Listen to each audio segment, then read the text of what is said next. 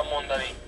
Van az ellenkormányzás is, akkor amiről beszéltük, ide-oda kormányzod az autót, és a végén az ilyen harmadik megcsúszásnál fordul át az autó. Jöhet a következő.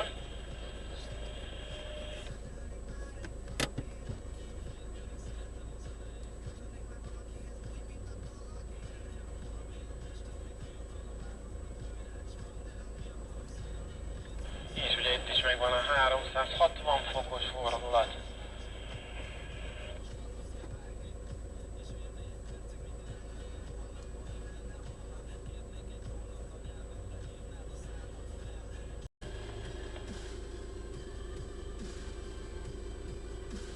Jobbra forgás.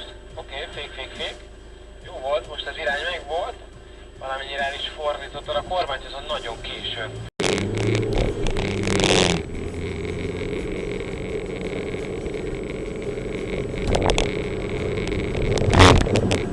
És ennyi. Szuper. Itt azért látni, hogy ha benne vannak az eszközök, akkor egy picit azért könnyebb. Hogy 46-48-as tempó.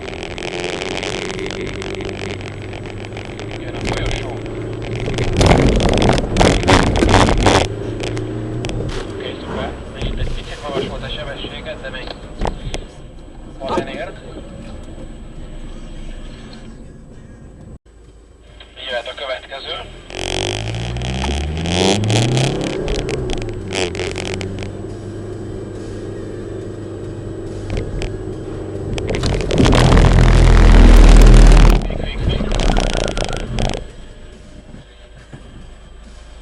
Leesett az egyik dísztárcsád.